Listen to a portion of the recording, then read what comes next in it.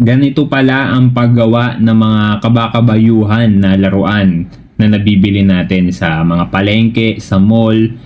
Ayan, panoorin ninyo. Ganito pala ginagawa yung boy.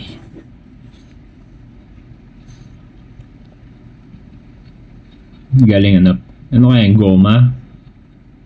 Tapos yun, meron siyang makina. Hulmahan. Ay hindi, plastic lang. Matigas na plastic.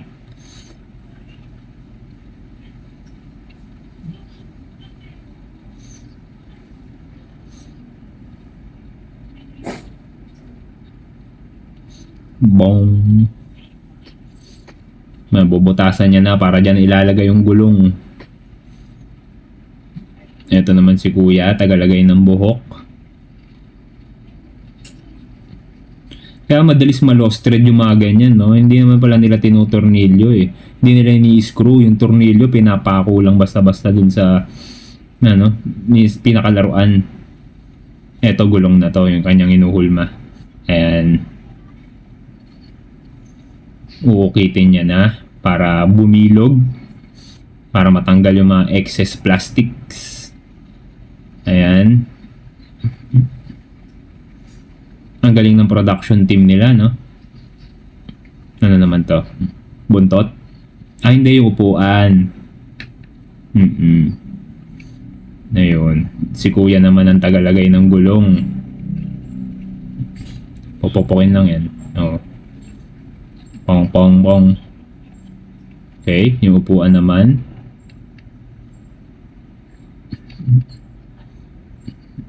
Ganun lang. Galing, ano? Okay, eto naman, chicken deboning. Tatanggalin ni kuya yung buto ng manok. So ayan na, para magkaroon kayo ng idea kung sakaling gusto niyo nung boneless chicken, yan, panoorin nyo lang si kuya. Ituturo niya sa atin kung paano ba ang tamang proseso ng pagtatanggal ng buto ng manok. Eto, master to, chef kasi to eh. Ganun pala yun. Diba? Nakaisa ka agad. One down.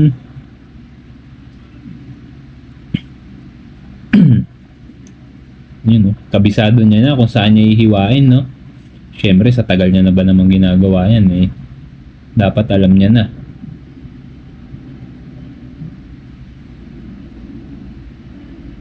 Yun. Binali.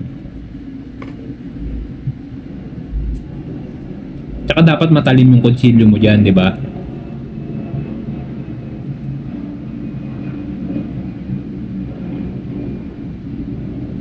Ayun, nakakuha niya yung kalahati ng ribs ba yun, boy? Sa kabilang side naman.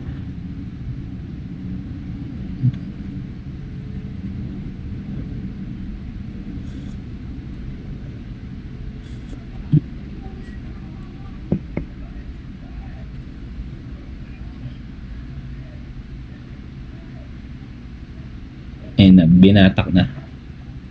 May nakalimutan siyang hiwain eh. Ayun, kasali pala yun. Kaya pala hindi niya mahila ng buo.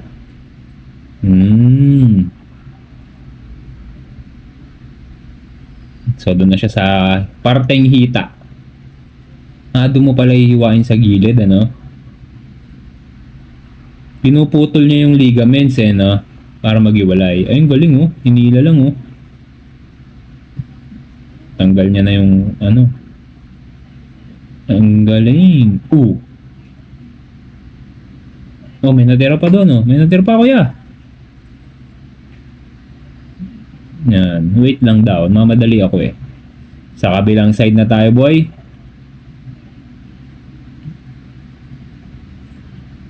Hindi ba niya yung ligaments? Galing, no? Talagang buto talaga yun nakukuha niya, no? Walang halong laman. Kung meron man, yun talaga yung mga sobrang konti na lang, yun talagang mahirap ng tanggalin. Binabasag niya pala. Babasagin mo pala dapat yung buto. Tapos saka mo aalisin yun kasi yung pinagputulan ng paa. Teren! Galing!